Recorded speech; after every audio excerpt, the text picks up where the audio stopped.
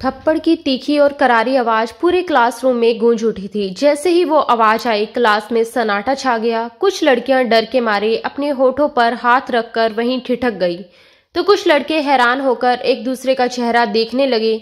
सबकी नजरें अब उसी तरफ टिक गई थी जहां एक लड़की और एक लड़का आमने सामने खड़े थे, जिसके गाल पर वो थप्पड़ पड़ा था। वो हैरानी में अपना गाल थामे खड़ा रह गया।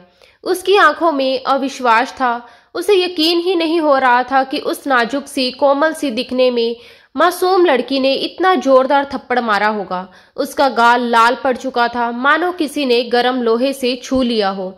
उसकी आंखों के आगे सचमुच तारे नाचने लगे थे। तुम्हारी हिम्मत कैसे हुई ये हरकत करने की? वो लड़की चीखी। उसकी आवाज पूरे क्लासरूम में गूंज गई।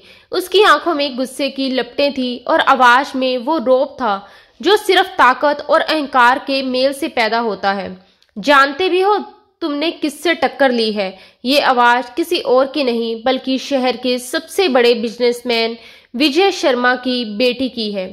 वो तमतमाते हुए उसके पास आई और उसके सीने पर जोर से धक्का दिया। लड़का एकदम पीछे हट गया, पर उसने खुद को संभाला और कांपती आवाज में बोला, मैंने ऐसा कुछ नहीं किया।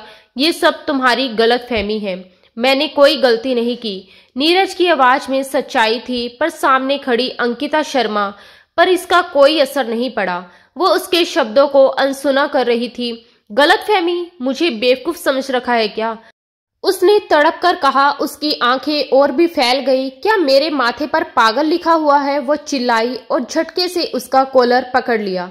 पूरी क्लास थंब होकर दोनों को देख रही थी। किसी के चेहरे पर हैरानी थी, किसी के होठों पर दबा हुआ सा मुस्कान, लेकिन नीरज के भीतर खोलता हुआ खून साफ दिख रहा था। वो चाहता तो एक पल में जवाब दे सकता था, मगर उसके अंदर की परवरिश ने उसे रोक लिया। उसने हमेशा औरतों की इज्जत करना सीखा था और आज भी वही संस्कार उसे संभाल रहे थे।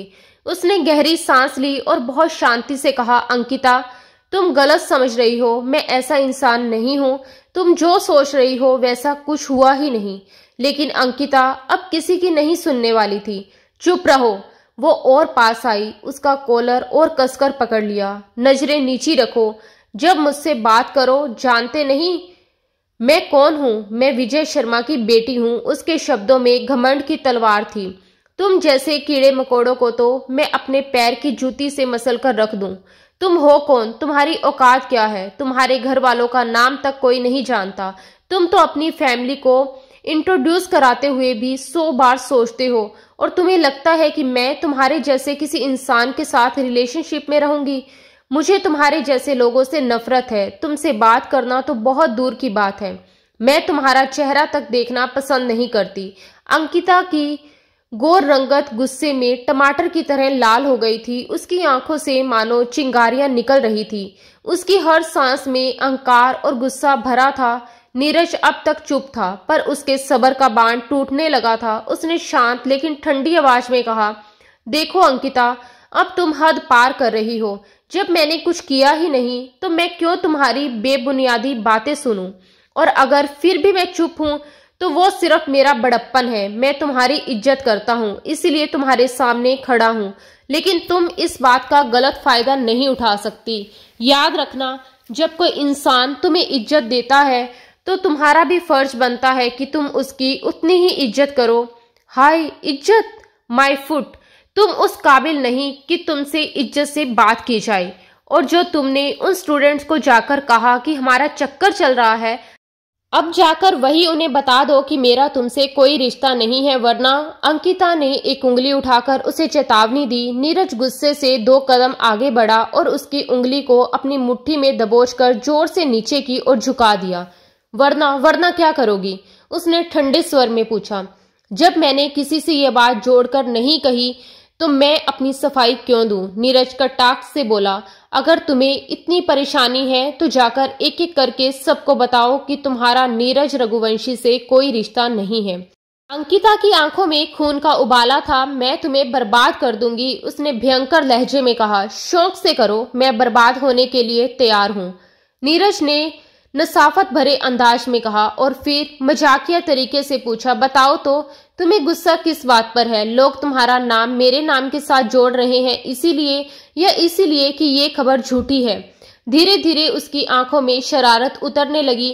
तुम्हारी औकात नहीं कि तुम अंकिता शर्मा के नाम के साथ खुद को जोड़ सको, उसने घमंडी अदा में कहा। ठीक है, औकात की बात कर रही हो तो मैं तुम्हें अभी दिखा दूंगा। इतना कहते हुए उसने अपना हाथ उसकी कमर में डाल दिया और झटके से खींचते हुए क्लासरूम के पास रखी हुई एक किताब उठा ली। किताब से थोड़ी सी ढाल बनाकर उसने अचानक अंकिता के लाल अनार जैसे होठों को अपने होठों से छू लिया। चुंबन इतनी तड़क भड़ाक और जोश से भरा था कि अंकिता की बड़ी बड़ी आंखें और भी चौड़ी हो उठी। वह छोटी छोटी मुट्ठियों से उसके चौड़े मजबूत कंधों पर हाथ पटकते हुए उसे दूर हटाने की कोशिश करने लगी, पर हट्टी और कड़ा बॉडी बिल्डर नीरज रघुवंशी कहाँ इतनी आसानी से छूटने वाला था। क्लास में एकदम सन्नाटा छा गया। किसी ने उम्मीद भी नहीं की थी कि नीरज ऐसा करेगा। कुछ ही पल बाद नीरज पीछे हट गया। अंकिता के नाजुक होठों से खून की एक छोटी बूंद झलक पड़ी। अपमान और आहत महसूस करते हुए उसकी आंखों में आंसू भर आए। वह आगे बढ़कर नीरज के मुंह पर एक और जोरदार थप्पड़ मारती है। तुम्हें इस गलती की ऐसी सजा मिलेगी कि तुम पूरी जिंदगी नहीं भूलोगे। नीरज ने थप्पड़ को नजरअंदाज किया। उसने अपने होठों पर लगी खून की बूंद चाट ली और उसी उंगली को धीरे से अपने होठों से दबा लिया। तुम्हारे शब्द जितने कड़वे उतने ही अंदर से मीठे और लुभावने हैं। वह एक आंख दबाकर धीरे से उसके कान से सरगोशी कर गया और क्लासरूम से बाहर निकल गया। अंकिता ने गुस्से से पूरे क्लास पर एक नजर डाली। सभी अपनी नजरें नीचे कर बैठे थे। किसी की भी हिम्मत नहीं थी कि वे अंकिता शर्मा से पंगा लें। पांव पटकते हुए वह क्लासरूम से बाहर चली गई। बाहर आकर उसने मोबाइल निकाला और पापा का नंबर डायल किया, लेकिन कुछ सोचकर वह रुक गई। उसके होठों पर एक जहरीली मुस्कान आ गई। पापा से सजा दिलवाने में अब मजा नहीं आएगा नीरज रघुवंशी, सजा तो तुम्हें मैं दूंगी। कुछ सोचते हुए उसने डायल कट कर दिया और फिर अपने दोस्त मुकेश को कॉल करने लगी। उसने दूसरी घंटी पर ही फोन उठा लिया था। मुकेश, मुझे तुमसे एक बहुत जरूरी काम है। धीरे धीरे वह मुकेश को अपना प्लान समझाने लगी। मुकेश ने मुस्कुराकर कहा, तुम्हारा काम हो जाएगा। ठीक है, तुम सारा सामान तैयार रखना। मैं यूनिवर्सिटी से लौटते ही तुमसे सामान लेकर घर जाऊंगी और कल उस नीरज का अच्छे से गेम बजाऊंगी। पूरी क्लास के सामने मुझे बेइज्जत किया गया है ना, अब देखना उसी क्लास के सामने उसकी इज्जत का फालूदा कैसे निकालती हूँ। गुस्से से होंठ सिकोड़े हुए उसने अपने खतरनाक प्लान को अंजाम देने का पक्का इरादा कर लिया था। अगला दिन बाकी दिनों जैसा ही था, लेकिन आज अंकिता समय से पहले ही यूनिवर्सिटी पहुंच चुकी थी, क्योंकि आज उसे नीरज से अपनी बेइज्जती का बदला लेना था। जब नीरज क्लासरूम में दाखिल हुआ और सामने बैठी अंकिता को देखकर एक पल के लिए ठिठक सा गया। वह पहले कभी समय पर क्लास अटेंड नहीं करती थी, पर आज सब कुछ उल्टा था। अपना सीट झटकते हुए वह अपनी सीट की ओर बढ़ गया। नीरज के साथ बैठे मुकेश ने उसे एक आंख मारी और फिर होशियारी से नीरज के बैग की जिप खोलकर उसमें कुछ सामान डाल दिया। थोड़ी ही देर में राजकुमार सर क्लासरूम में दाखिल हुए। कल मैंने तुम लोगों को कुछ असाइनमेंट पूरे करने के लिए दिए थे, उन्हें मेरे डेस्क पर जमा करो, राजकुमार सर ने कहा। धीरे धीरे सभी स्टूडेंट्स ने अपने अपने असाइनमेंट सर को दे दिए।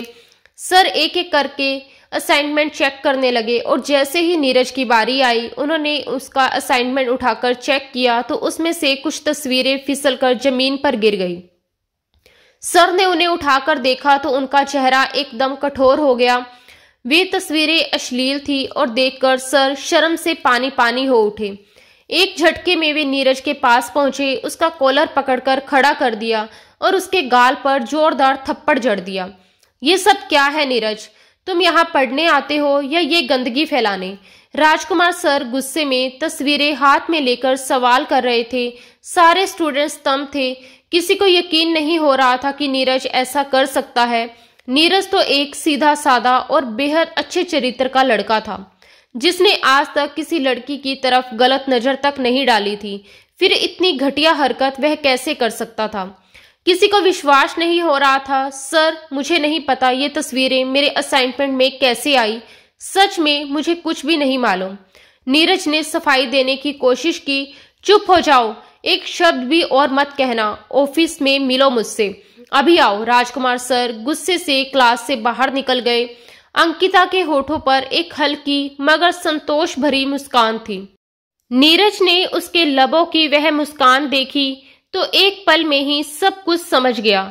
वह उसके पास गया, लेकिन उससे पहले ही अंकिता बोल पड़ी, चलो अब प्रिंसिपल के ऑफिस में जाकर अपनी सफाइयां देते रहो, लेकिन मुझे पता है तुम खुद को साबित नहीं कर पाओगे। नीरज ने अपने सीने पर बाजू बांधे, गहरी सांस ली और सामने खड़ी उस तूफान जैसी लड़की को देखा जो ना जाने क्यों उससे इतनी नफरत करती थी। मैं खुद को साबित करना भी नहीं चाहता अंकिता, क्योंकि मुझे पता है कि मैं गलत नहीं हूँ। वक्त खुद ही सबके सामने सच ला देगा, लेकिन तुमने जो ये घटिया हरकत की है ना, उस पर तुम्हें शर्म आनी चाहिए। नीरज ने शांत स्वर में कहा। अंकिता का चेहरा गुस्से से लाल हो उठा। उसने तिल मिलाते हुए कहा, शर्म तो तुम्हें आनी चाहिए जब कल तुमने मुझे छूने की हिम्मत की थी। अभी तो ये सिर्फ एक छोटा सा ट्रेलर था, पूरी फिल्म तो अभी बाकी है। सपने देख रहे हो ना मेरे साथ रिश्ता जोड़कर रातों रात अमीर बनने के? कान खोलकर सुन लो, तुम मेरे पैर की धूल के बराबर भी नहीं हो। नीरज की नजरों में ठंडापन था, लेकिन लहजे में एक चुभन थी। पर फिर इसने थोड़ा रुककर अफसोस से कहा, तुम जितनी खूबसूरत हो उतनी ही घमंडी भी। अगर तुम थोड़ी नरम दिल होती तो तुम्हारी खूबसूरती में 4 चांद लग जाते। पहले मैं तुम्हें बाकी लड़कियों से अलग समझता था, सोचता था तुम में दिमाग भी है, लेकिन नहीं। तुम भी उन्हीं बिगड़ी हुई अमीर लड़कियों जैसी हो जो अपने बाप की दौलत पर घमंड करती है।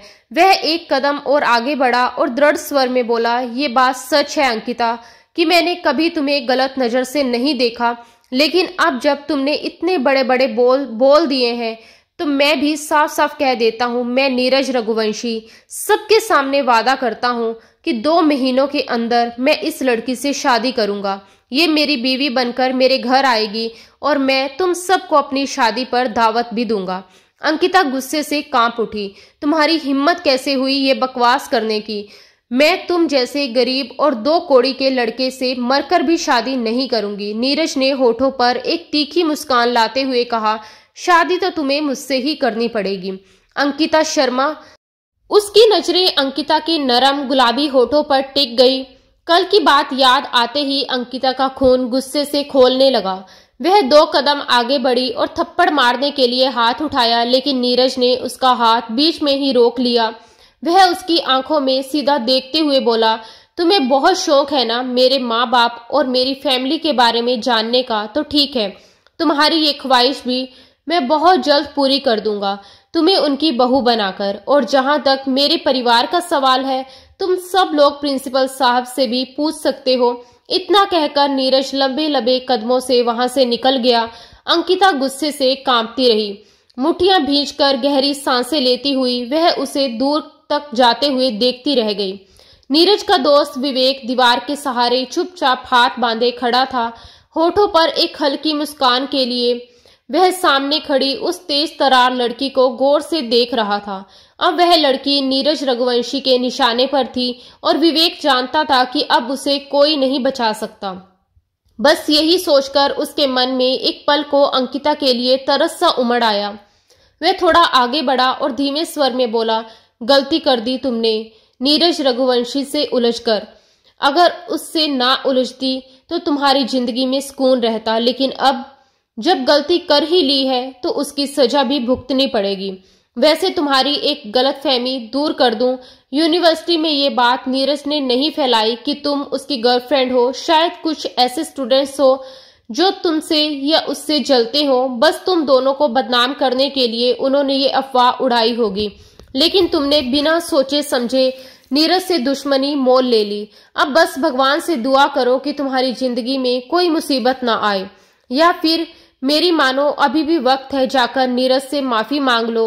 वो बहुत अच्छा इंसान है, तुम्हें माफ कर देगा, वरना बात अब बहुत आगे बढ़ चुकी है और अब तुम्हें कोई नहीं बचा पाएगा। अंकिता हैरानी और गुस्से से उसे देखती रह गई।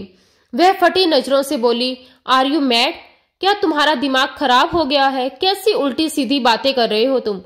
माफी तो उसे मुझसे मांगनी चाहिए और तुम कह रहे हो कि मैं उससे माफी मांगू? उस 2 कौड़ी के नीरज से इम्पॉसिबल। विवेक ने गहरी सांस लेते हुए गंभीरता से कहा, अंकिता, मैं तुम्हारी भलाई के लिए कह रहा हूँ। तुमने उसके डायलॉग नहीं सुने?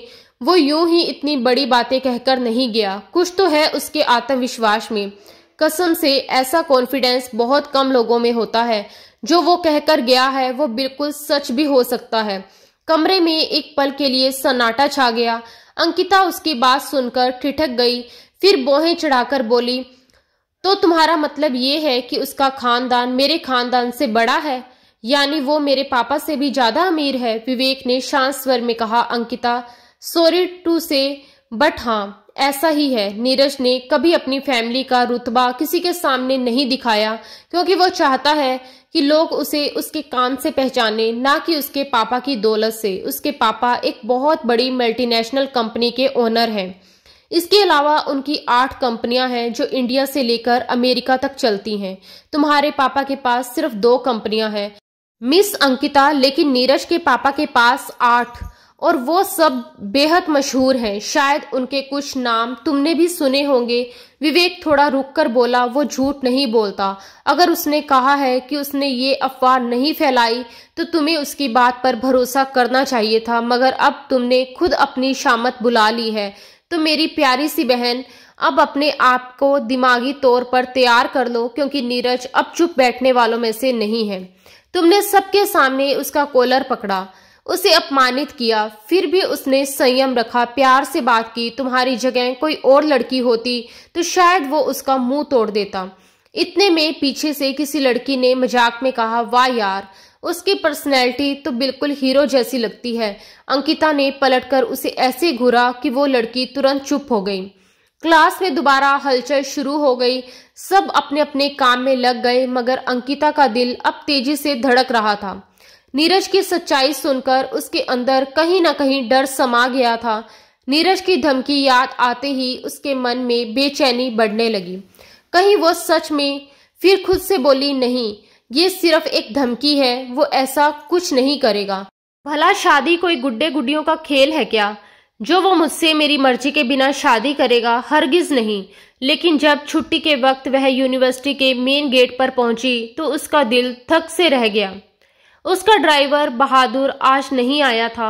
उसकी जगह उसके पापा विजय शर्मा खुद उसे लेने आए थे। और उनके साथ कौन खड़ा? नीरज रघुवंशी था। वह उसके पापा से गले मिल रहा था।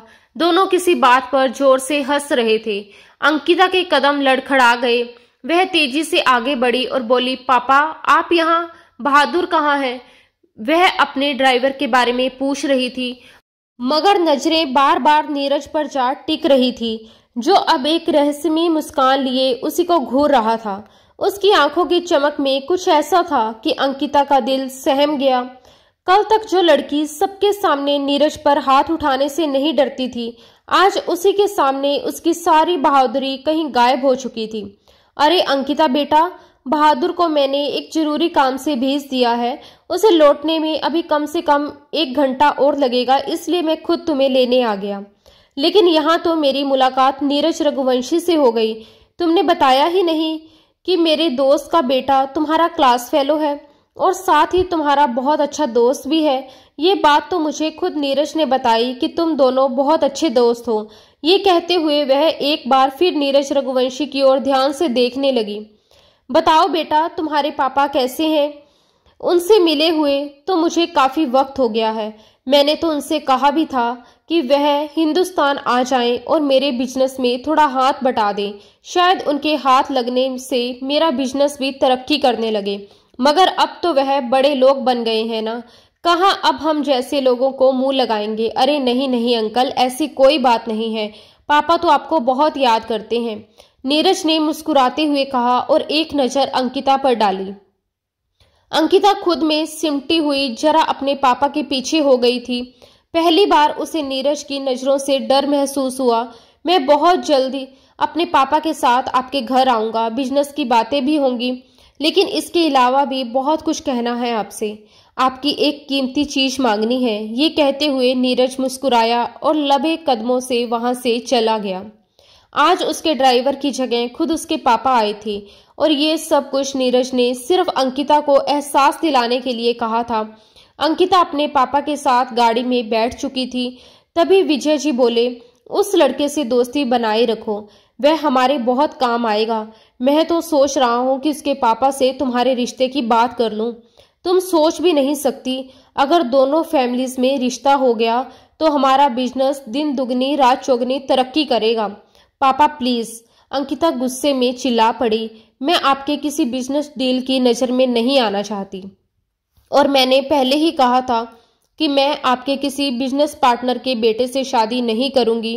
पापा की ये बात सुनकर मानो नीरज की योजना को खुद उसके पापा ने पंख दे दिए थे। जो काम नीरज करना चाहता था वहीं उसके पापा खुद करने की सोच रहे थे। अरे अंकिता बेटा, क्या हो गया है? मैंने तो बस अपने ख्याल का इजहार किया था। जब तुम दोनों अच्छे दोस्त हो तो शादी में क्या दिक्कत है?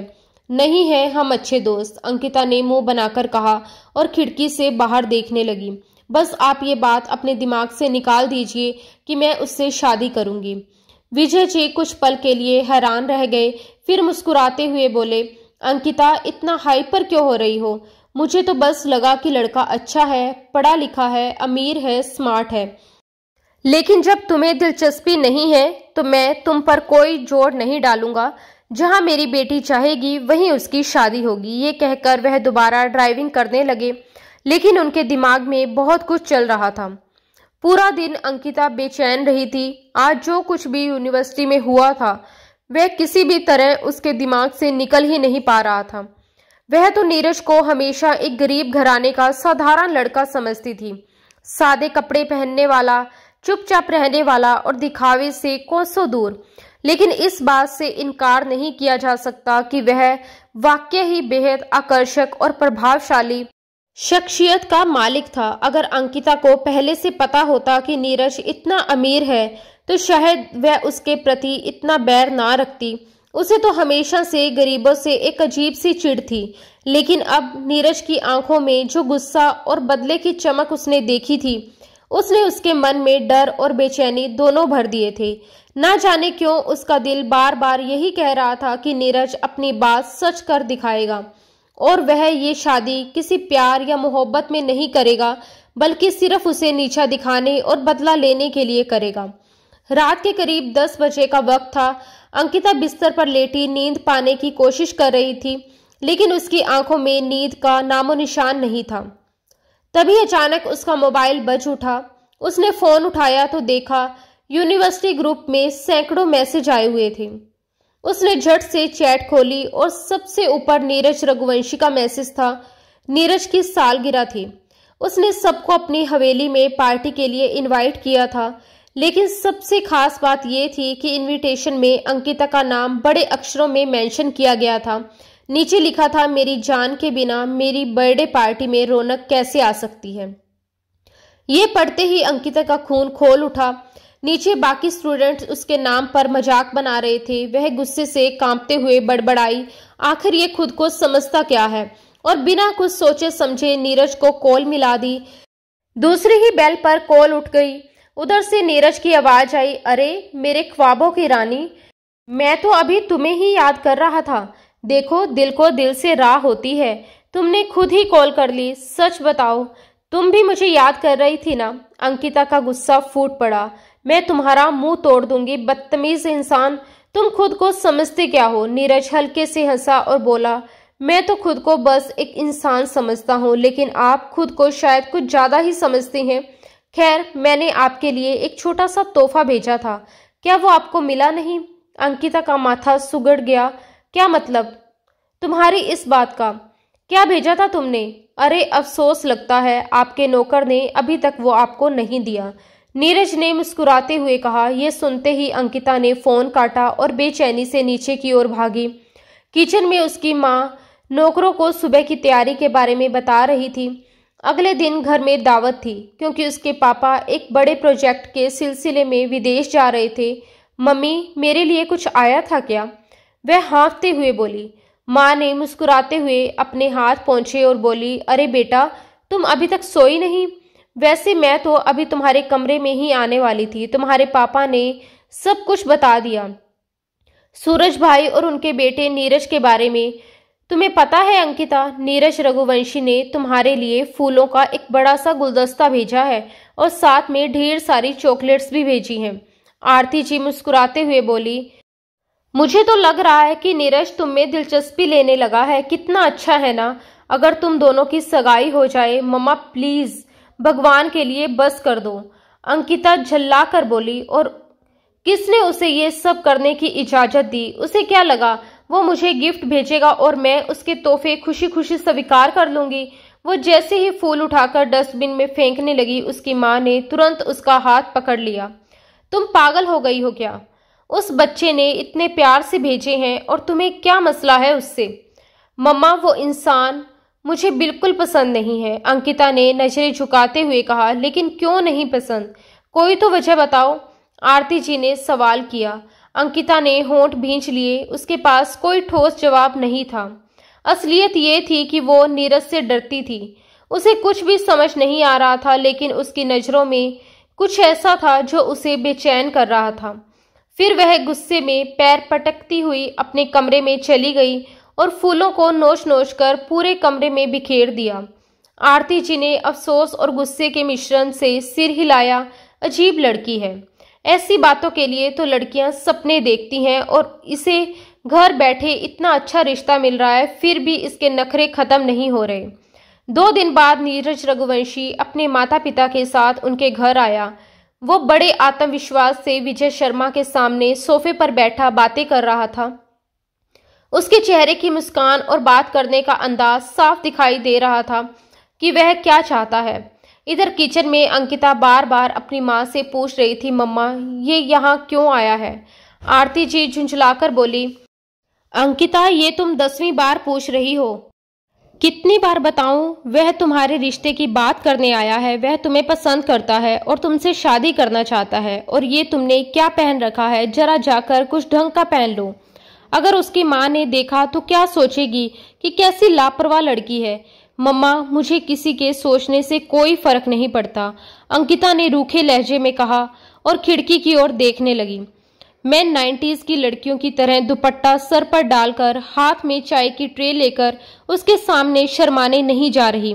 वो बुरा सा मुंह बनाकर वहीं किचन की सेल पर बैठ गई, लेकिन अंदर ही अंदर उसका दिल जोर जोर से धड़क रहा था। जो धमकी नीरज ने यूनिवर्सिटी में दी थी वो अब उसकी आंखों के सामने जीवित सी महसूस हो रही थी। अंकिता को एहसास था कि नीरज अपने कहे हुए हर शब्द को सच में बदलने वाला है। वो डर से सोचने लगी, अगर उसने मुझसे शादी की तो क्या वह मुझसे बदला लेगा? क्या मेरी जिंदगी नरक बना देगा? उसके मन में डर और गुस्से का मिश्रण उमड़ रहा था। अब वो पहले जैसी बेफिक्र और निडर अंकिता नहीं रही थी। नीरज रघुवंशी का नाम सुनते ही उसके दिल की धड़कनें तेज हो जाती थी।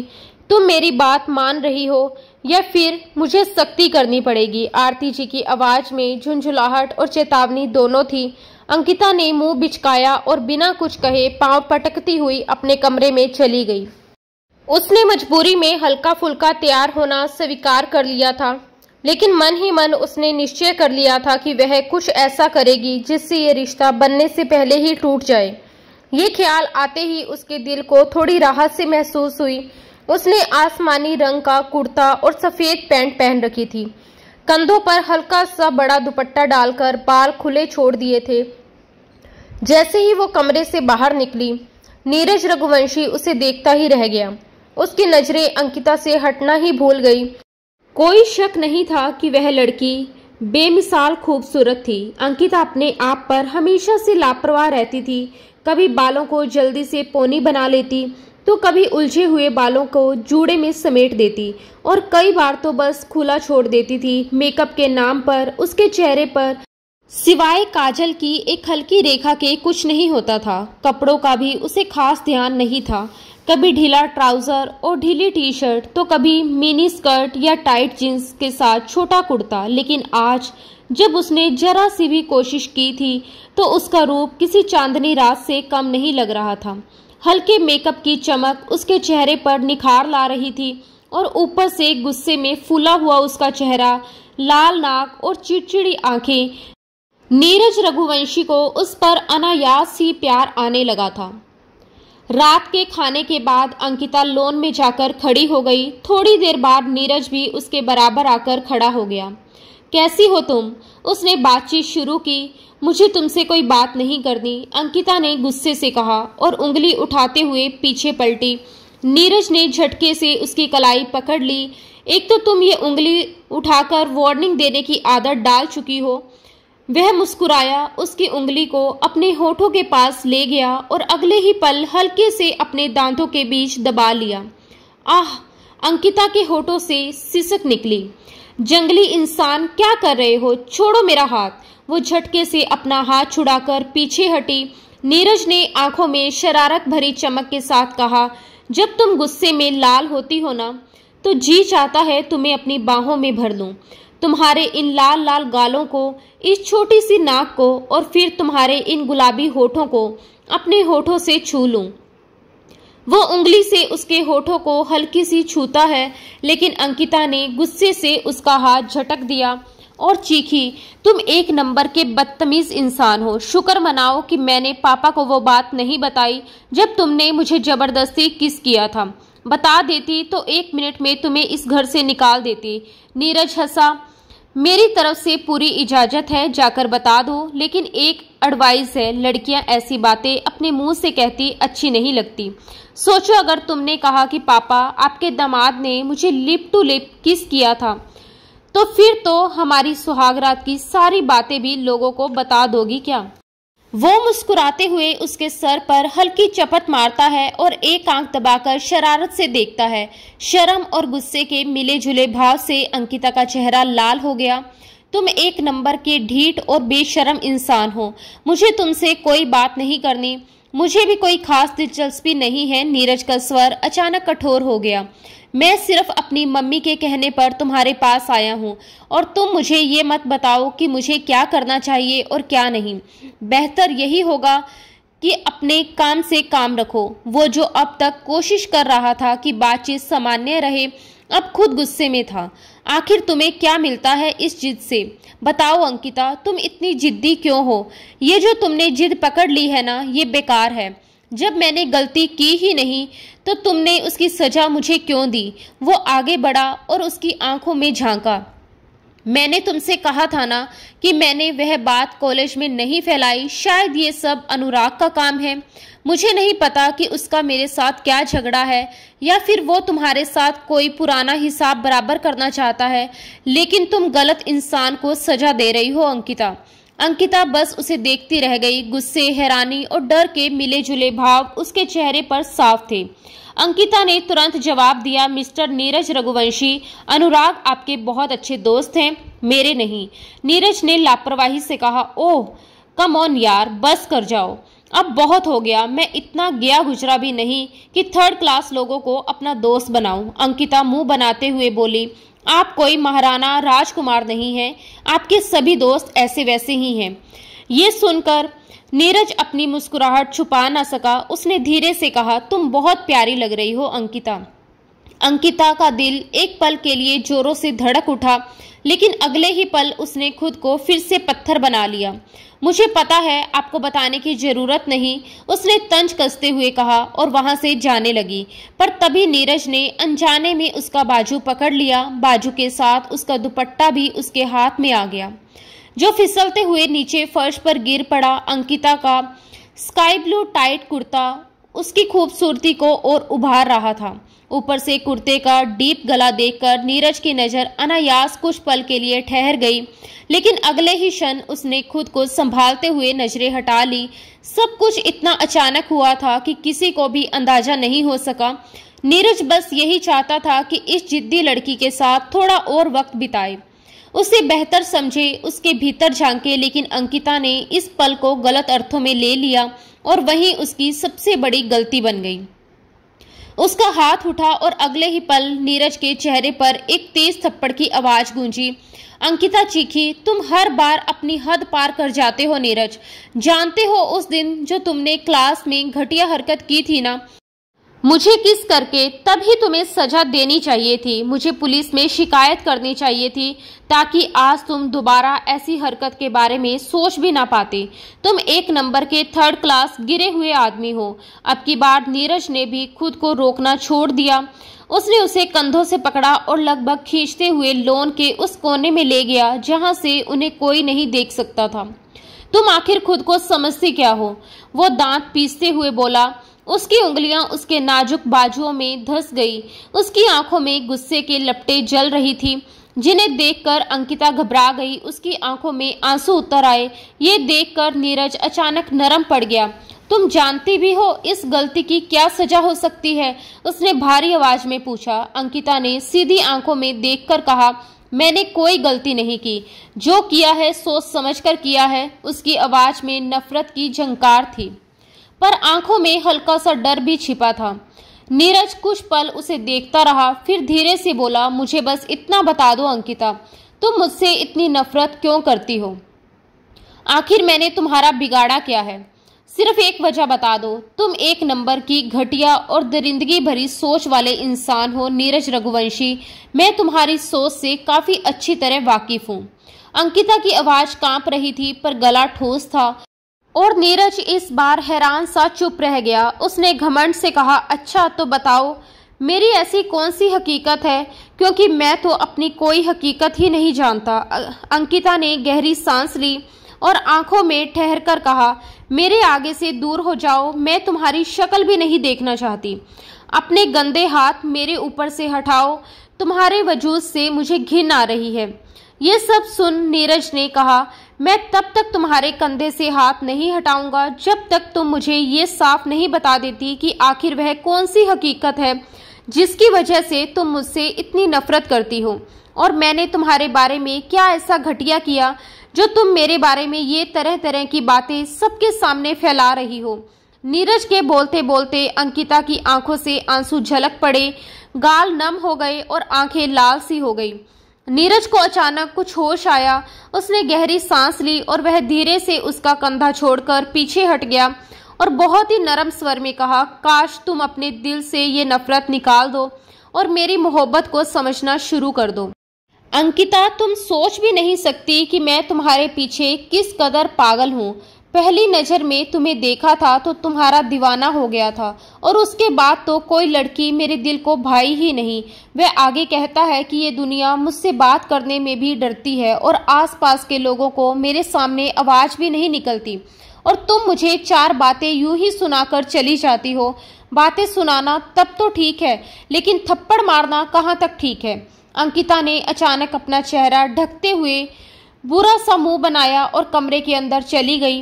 अंकिता के जाने के बाद नीरज भी घर के अंदर आ गया। क्या बात है बेटा, तुम्हारा चेहरा इतना लाल क्यों हो रहा है? उसकी माँ ने चिंतित होकर पूछा।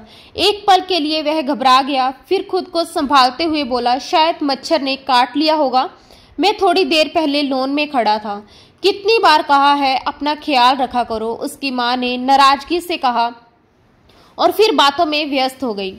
नीरज ने धीरे से नजर उठाई। अंकिता अब किचन में थी। वह आइस क्यूब निकाल रही थी। वो ऐसे बर्ताव कर रही थी जैसे कुछ हुआ ही ना हो।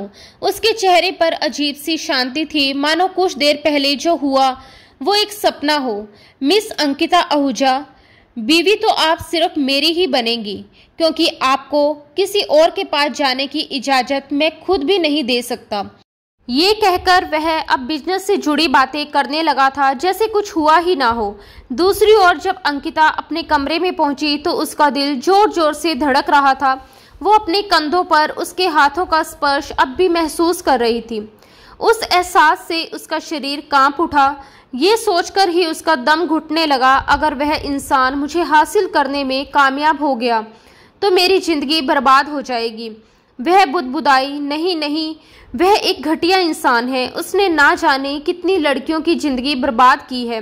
मैं उसे अपनी जिंदगी बर्बाद करने की इजाजत नहीं दूंगी। उसकी आंखों से आंसू बह निकले। हे भगवान, मेरी मदद कर, मुझे उसके चंगुल से बाहर निकाल दे या फिर मुझे उसके जाल में फंसने मत देना। ये कहते हुए वह जमीन पर बैठ गई। उसने अपने बाल पकड़ लिए, खींचने लगी। दर्द और डर से उसका शरीर कांप रहा था। वह टूट चुकी थी। वह आदमी उसकी इस हालत से पूरी तरह बेखबर था। सुबह जब अंकिता की आंख खुली तो सिर में तेज दर्द था। अचानक उसका मोबाइल बज उठा। स्क्रीन पर उसकी दोस्त का नाम चमक रहा था। उसकी दोस्त ने कहा, यार, नीरज रघुवंशी के बारे में तुम गलत सोच रही हो।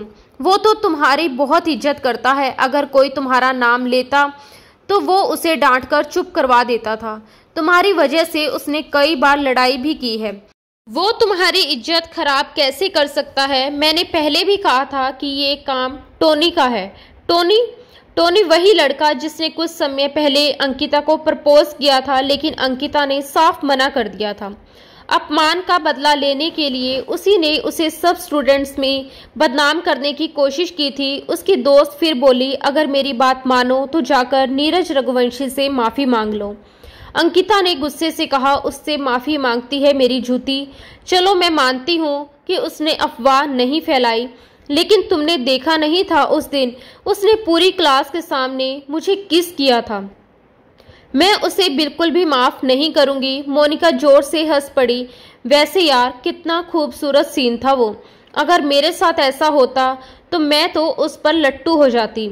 एकदम फिल्मी सीन था। इतना जोरदार किस, हाय मैं तो मर जावां। मोनिका ने अपने दिल पर हाथ रखकर मरने की एक्टिंग की। अंकिता फोन की स्क्रीन को घूरती रह गई। उसने झुंझलाकर कहा, तुम मर जाओ मेरी बला से, लेकिन मैं उस इंसान को कभी माफ नहीं कर सकती। मेरे इतने बुरे दिन नहीं आए कि मैं जाकर उससे माफी मांगूं। मोनिका ने गहरी सांस ली और कहा, यार अब तुम ज्यादती कर रही हो।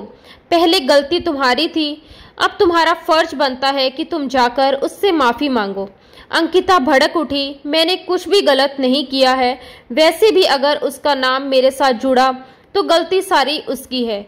मोनिका ने सिर हिलाया। यार तुम कितनी अजीब लड़की हो। इसमें उसका क्या कसूर है? उस बेचारे को तो कुछ भी पता नहीं था। क्लास में तुमने ही ऊंची आवाज में चिल्लाना शुरू कर दिया, थप्पड़ मारा, उसका कॉलर पकड़ा और बदले में उसने तो बस तुम्हें एक प्यारा सा किस दिया था।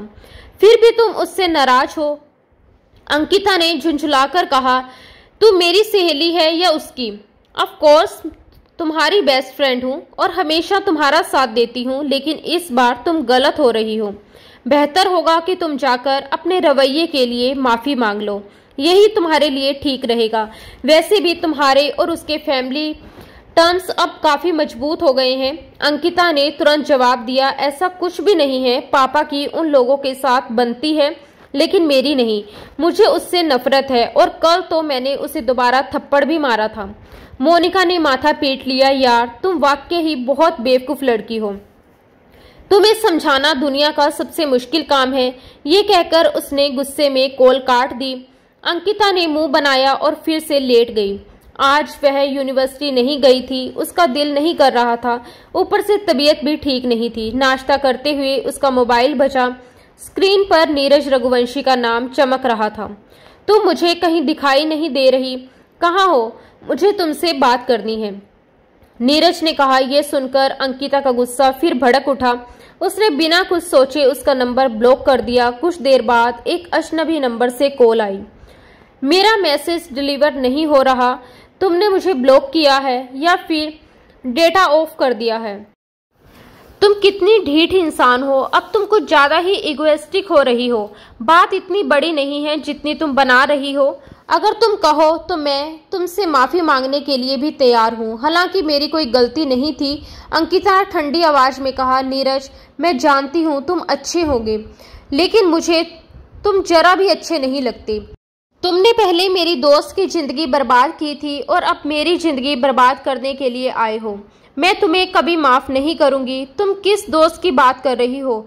नीरज का वजूद जैसे एक झटका महसूस कर गया। यार देखो, मेरी ज़िंदगी में आज तक तुम्हारे सिवा कोई भी लड़की नहीं आई है। इससे पहले कि वह कुछ और कह पाता, अंकिता ने उसकी कॉल काट दी।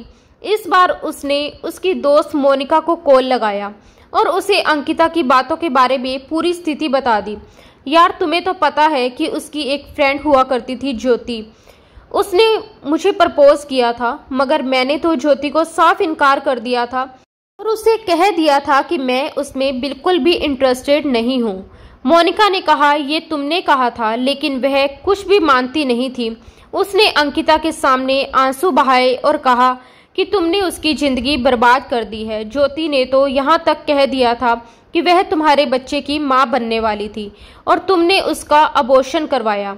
मोनिका की बातें सुनकर नीरज को एक जोरदार झटका लगा। उसने माथा मसलते हुए कहा, क्या अंकिता ने उसकी सारी बातें मान ली? नीरज की आवाज सदमे में डूबी हुई थी।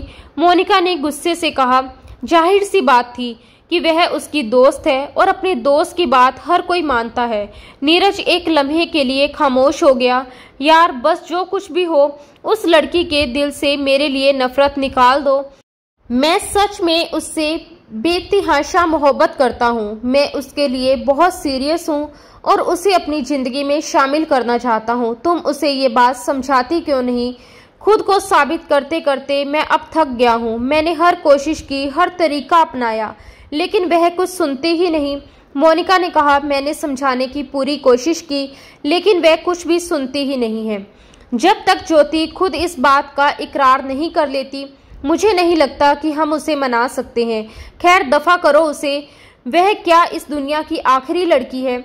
इसके अलावा भी दुनिया लड़कियों से भरी पड़ी है। तुम अपनी आंखें खोलकर देखो, तुम्हारे आसपास और भी खूबसूरत लड़कियां हैं। तुम्हारे अंदर कौन सी कोई कमी है? तुम एक अमीर बाप के इकलौते बेटे हो, मोनिका ने शरारत भरे अंदाज में कहा और नीरज के धैर्य का इम्तिहान लिया। ये सुनकर नीरज गुस्से में कॉल काट दी। वह उसकी दोस्त से बहस नहीं करना चाहता था। उसे पता था कि पहले भी उसकी दोस्त को इनकार करके वह मुश्किल में फंसा था और अब दोबारा वही गलती करके अपने पांव पर कुल्हाड़ी नहीं मारना चाहता था। नीरज रघुवंशी ने घर जाकर अपने पापा से साफ कह दिया कि वह सिर्फ अंकिता से ही शादी करेगा, किसी और की तरफ आंख भी नहीं उठाएगा। मगर इससे पहले वह अंकिता के साथ एक छोटी सी मीटिंग करना चाहता था ताकि सारी मिसअंडरस्टैंडिंग क्लियर हो जाए, लेकिन अंकिता उसे मौका ही नहीं दे रही थी। अगले दिन उसके पेरेंट्स रिश्ता लेकर आए और सब कुछ डिसाइड भी हो गया। अंकिता के पापा बहुत खुश और उत्साहित थे। वे बरसों से चाहते थे कि अपने दोस्त के साथ मिलकर बिजनेस स्टार्ट करें, लेकिन उन्हें मौका नहीं मिला और उनका दोस्त भी देश से बाहर था। अब हालांकि उन्हें एक बिजनेसमैन दामाद मिल रहा था, इसलिए उन्हें यकीन था कि अपना ये ख्वाब बहुत जल्दी पूरा होगा और उनका बिजनेस पूरी दुनिया में फैल जाएगा। लेकिन दूसरी तरफ अंकिता रो रो कर बुरी हालत में थी। उसने एक ही रट लगाई हुई थी, मैं मर जाऊंगी लेकिन उस इंसान से शादी नहीं करूंगी। वह लूज कैरेक्टर है, धोखेबाज इंसान है। उसकी माँ ने उसे अपने सीने से लगाकर समझाया, मैंने उस लड़के की आंखों में तुम्हारे लिए पसंदगी देखी है। वह वाकई में ही तुमसे बहुत मोहब्बत करता है। वो तुम्हारे लिए अपनी जान भी लुटाता है। तुम क्यों उसे अपनी जिंदगी में शामिल नहीं करती? उसे एक मौका दो। हो सकता है तुम्हारी दोस्त ने तुम्हें सब कुछ झूठ बताया हो, हकीकत में ऐसा कुछ भी नहीं हुआ हो। तुम एक बार ज्योति से बात करके सब कुछ क्लियर कर लो। मगर अंकिता ने एक ही रट लगा रखी थी। उसने सारी क्लास के सामने ये बात जानबूझकर कही थी कि वो अपनी आन को सुकून पहुंचाना चाहता है और इसी वजह से ही वह मेरी जिंदगी में शामिल हो रहा है। मम्मा, मैं उससे शादी नहीं कर सकती, वरना मेरी क्या इज्जत रह जाएगी। सब लोग मुझ पर हंसेंगे और मैं पूरी क्लास के सामने जलील हो जाऊंगी। मैंने उसे पहले ही पूरी क्लास के सामने जलील किया था और अब मुझे डर है कि वह भी मुझे जलील करेगा। मम्मा, अगर उसने पहले ही दिन मुझे तलाक दे दिया तो? डर के मारे उसका बुरा हाल हो रहा था। लेकिन ऐसा कुछ भी नहीं होगा मेरी जान, मुझे नीरज पर पूरा यकीन है। वो बहुत सुलझा हुआ और समझदार लड़का है। वो तुम्हारे साथ किसी भी तरह की जाति नहीं करेगा और ना ही कभी होने देगा। तुम मेरी बात समझने की कोशिश क्यों नहीं कर रही हो?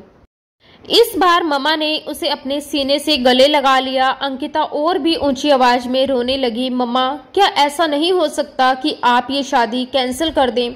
उसने रोते हुए पूछा। मम्मा ने उसे ढांढस बंधाया और नहीं बेटा, ऐसा नहीं हो सकता। तुम्हारे पापा बहुत खुश हैं, ये रिश्ता उनकी मर्जी से हो रहा है। तुम्हारे पापा ने तुमसे कभी कुछ नहीं मांगा और वह लड़का भी बहुत अच्छा है। तुम बस उसे एक बार मौका दो। अंकिता ने गहरी सांस ली और बोली, मम्मा बस बहुत हो गया। मैं तुम्हें समझा कर थक चुकी हूँ। अब मैं प्यार से नहीं समझाऊंगी। अगर मुझे तुम्हारे साथ जबरदस्ती करनी पड़ी तो मैं जबरदस्ती भी करूंगी।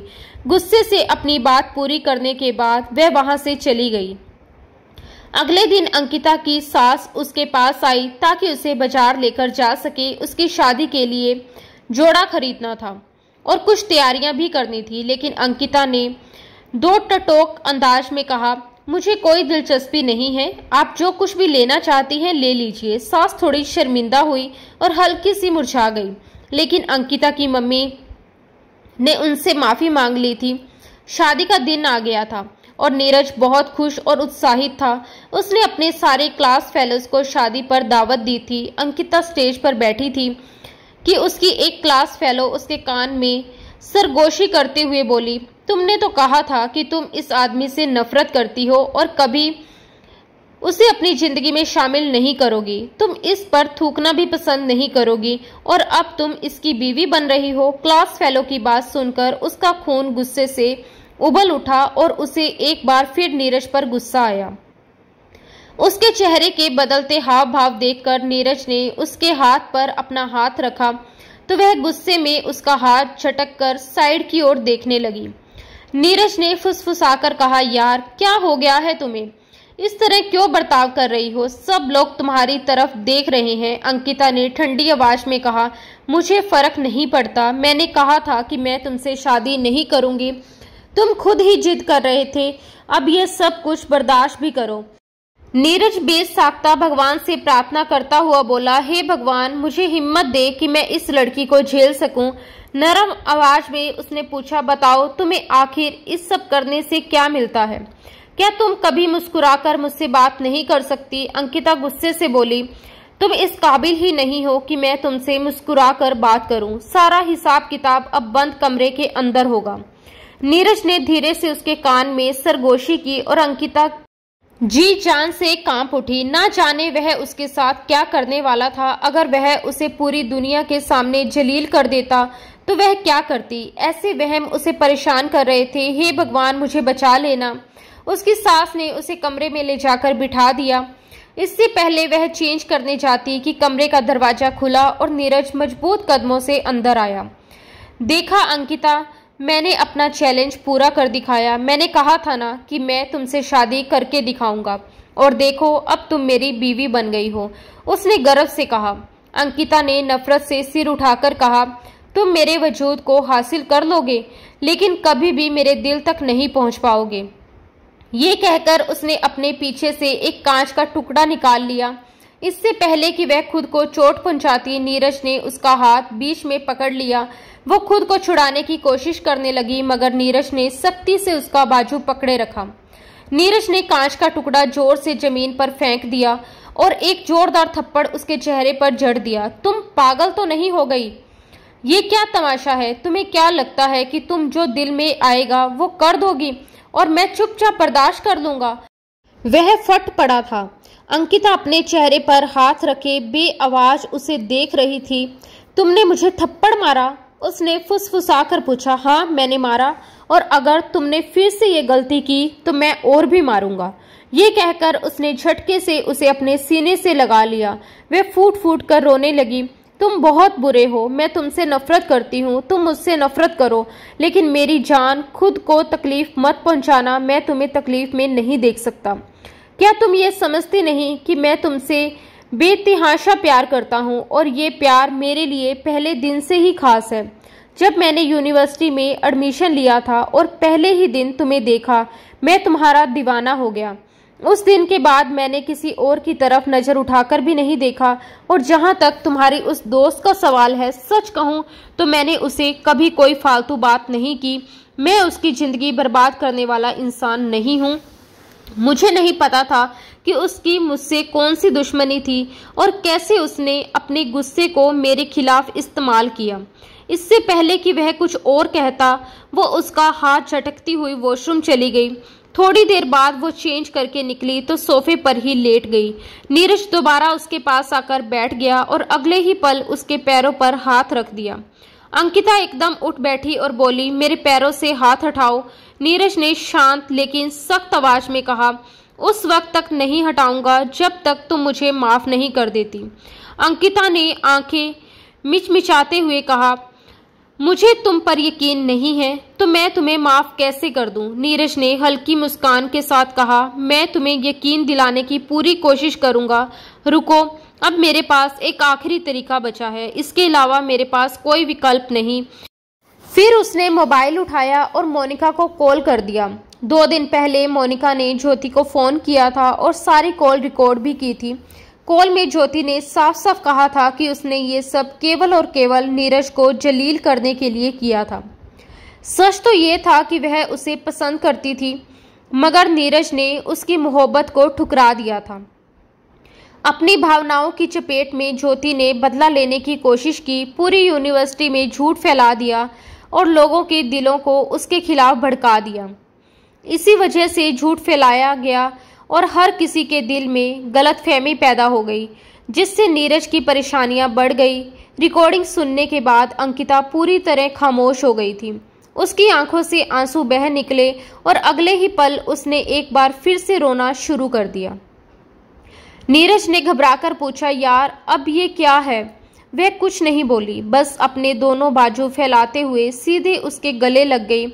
उसकी आवाज कांप रही थी, मुझे माफ कर दो, प्लीज मुझे माफ कर दो। वह छोटे बच्चों की तरह सिसक सिसक कर उससे माफी मांग रही थी। नीरज के चेहरे पर एक गहरी मुस्कान उभर आई। उसे अंकिता पर बहुत प्यार आया।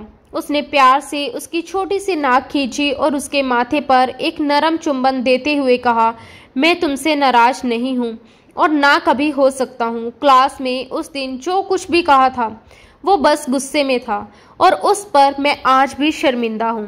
मैं तुमसे कभी बदला लेना नहीं चाहता था, क्योंकि जिसे इंसान सच्चे दिल से मोहब्बत करता है उससे बदला ले ही नहीं सकता। मैं तो बस तुम्हें अपनाना चाहता था, तुम्हें अपने पास रखना चाहता था, तुम्हें अपने सीने से लगाना चाहता था और तुम्हें बेहिसाब प्यार देना चाहता था। वो उसकी आंखों में गहराई से झांकते हुए बोला, भगवान का लाख लाख शुक्राना है कि तुम्हारी सारी गलतफहमी अब दूर हो गई। अब तो तुम्हें मुझसे कोई शिकायत नहीं है ना? उसने उसका चेहरा अपने हाथों से उठाया तो अंकिता तेजी से सिर हिलाने लगी, नहीं, अब कोई शिकायत नहीं। नीरज मुस्कुरा उठा, उसकी आंखों में मोहब्बत झलक रही थी। चलो ये तो बहुत अच्छी बात है, उसने नरम लहजे में कहा। तो क्या अब मुझे इजाजत है अपना प्यार नछावर करने की? वो उसके होठों की ओर झुका था कि अंकिता ने झट अपने होठों पर अपनी हथेली रख दी। हरगिज भी नहीं। उस दिन मुझे बहुत दर्द हुआ था, उस दिन मैं गुस्से में था, बस इसीलिए थोड़ा जुनून में आ गया था, लेकिन आज नहीं, बल्कि आज तुम्हें ढेर सारा सुकून दूंगा। वह धीरे धीरे अपनी सांसों को उसकी सांसों में उलझाने लगा। कभी ऊपर वाला तो कभी नीचे वाला होठ वो बड़े प्यार से अपने होठों में अंकिता की सांसों को समेट रहा था। अंकिता की सांसें गहरी हुई थी और उन गहरी गहरी सांसें लेने की वजह से अंकिता की धड़कनें ऊपर नीचे हो रही थी और ऊपर नीचे होती उसकी धड़कनों को वो अपने सीने पर महसूस कर रहा था। नीरज के पूरे वजूद में एक गुदगुदी सी होने लगी थी। होठों से होता वो गर्दन तक आया था और फिर धीरे धीरे उसकी ढीली शर्ट के अंदर से उसकी नाजुक कमर को अपने हाथों में ले चुका था। नीरज की उंगलियों की सरसराहट वो अपनी कमर पर महसूस कर रही थी। धीरे धीरे वह हाथ ऊपर की ओर सरकने लगे थे। अंकिता इस वक्त सिर्फ एक ढीली ढाली सिंगल टी शर्ट में थी। एक झटके में नीरज के हाथ उसके मुलायम धड़कनों तक पहुंच गए थे और उसकी खूबसूरत धड़कनों को छूते ही नीरज एकदम से बेसुध हो गया था। उसने एक झटके में अंकिता को उस ढीली ढाली शर्ट से आजाद कर दिया। अंकिता शर्माकर उसके चौड़े सीने में छिप गई। वो उसे अपनी बाहों में उठाकर बेड पर लेकर आया था और अपने होठों से उसे छूने लगा। जब वह अपना चेहरा उसकी मुलायम धड़कनों पर ले गया तो उसकी गर्म सांसों ने अंकिता का वजूद सुलगाना शुरू कर दिया। अपनी उंगलियों से उसकी धड़कनों से खेलता हुआ वो मदहोश हुआ था। You are so beautiful. मदहोशी में उसने अपने होठ उसकी धड़कनों पर रख दिए। जब अंकिता ने उसकी जीभ की सरसराहट अपनी धड़कनों पर महसूस की तो वह बुरी तरह से मचल उठी थी। उफ नीरज मत करो, मैं सह नहीं पाऊंगी। तो किसने कहा तुम खुद को रोको? मैं तुम्हारी मदहोशी सिसकियां सुनना चाहता हूँ। वो थोड़ा सा ऊपर होते हुए अपनी लाल खुमार भरी आंखों से अंकिता की आंखों में देखता हुआ बोला था और फिर और भी शिद्दत से उसकी धड़कनों पर शरारतें करने लगा। मचलते हुए अंकिता ने उसकी कमर के चारों ओर अपनी बाहें लपेट ली और अब नीरज की संगत के लिए तड़प रही थी। उसी नीरज के लिए जिसे कभी वह नफरत करती थी, लेकिन आज वह उसके बेहद करीब आना चाहती थी। उस रात नीरज ने पूरी शिद्दत से अंकिता पर अपनी मोहब्बत की बारिश की थी। उसकी एक निगाह, हर एक स्पर्श ऐसा था कि अंकिता खुद को रोक नहीं पा रही थी। ऐसा लग रहा था कि मानो नीरज उसे अपनी रूह का हिस्सा बना लेना चाहता हो। उसकी धड़कनें उसकी धड़कनों में घुल गई थी और हवा में दोनों की खुशबू बस एक दूसरे में घुली हुई थी। अगली सुबह ने उन दोनों के लिए एक बेहद खूबसूरत एहसास लेकर आई थी। ऐसा एहसास जो उनके रिश्तों की गहराई को और भी निखार रहा था। नीरज के माँ बाप ने अंकिता का स्वागत बेहद प्यार और स्नेह से किया। उनकी मुस्कानें और उनके हाथों की देखभाल दोनों ने अंकिता को ऐसा महसूस करवाया कि वह उनके परिवार का हिस्सा बन चुकी है। उन्होंने उसकी पसंद का नाश्ता बनाया और खुद अपने हाथों से उसे खिलाया। अंकिता इस स्नेह और अपनापन को देखकर शर्म से लाल हो गई। उसे एहसास हुआ कि वह नीरज के परिवार को लेकर कितनी गलतफहमी में थी। ये दिन सच में उसके लिए खास बन गया। दोनों एक दूसरे की नज़र से कभी ओझल नहीं होते थे। शादी को अब 8 दिन हो गए चुके थे और दोनों अब यूनिवर्सिटी से ज़्यादा छुट्टियां नहीं ले सकते थे। दोनों की पढ़ाई का आखिरी साल था और पढ़ाई की जिम्मेदारी दोनों पर भारी थी।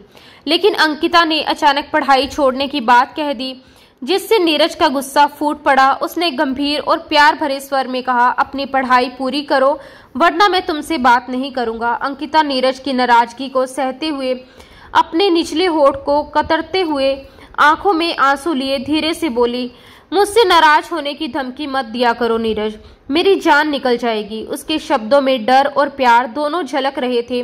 नीरज उसे देखकर तड़प उठा। उसके आंसू पोंछते हुए उसे अपनी बाहों में कसकर भर लिया। उसका दिल एक दूसरे की धड़कनों के साथ तालमेल बिठाने लगा। 8 दिन की छुट्टी के बाद दोनों साथ साथ यूनिवर्सिटी पहुंचे। रास्ते में उनकी हर छोटी छोटी मुलाकात में मुस्कान और प्यार झलक रहा था। उनके दोस्त और सहपाठी उनकी खूब खिंचाई भी कर रहे थे, लेकिन नीरज ने हर बार धैर्य और प्यार से उन्हें संभाल लिया। नीरज का अंकिता के लिए इतना प्यार देखकर सभी लोग बस ठंडी आहें भर रहे थे और दिल से उनकी जोड़ी को सराह रहे थे। अंकिता उसे प्यार भरी नजरों से देखती हुई सोच रही थी, क्या उसकी जिंदगी में इतने रंग होते अगर वह जिद करके नीरज से शादी करने से इनकार कर देती। शायद नीरज के बिना उसकी जिंदगी बेरंग और अधूरी होती। दोस्तों, आज की हमारी ये कहानी आपको कैसी लगी? अपने दिल की बात कमेंट बॉक्स में जरूर साझा करें। अगर कहानी ने आपका दिल छू लिया हो तो प्लीज़ एक लाइक जरूर कर दें। रोजाना एक नई रोमांटिक और दिलकश कहानी के लिए हमारे चैनल को सब्सक्राइब करना ना भूलें। तो मिलते हैं दोस्तों अगली कहानी में, जहां रोमांस और एहसासों का जादू आपके दिल को फिर से छू जाएगा। धन्यवाद दोस्तों। राधे राधे।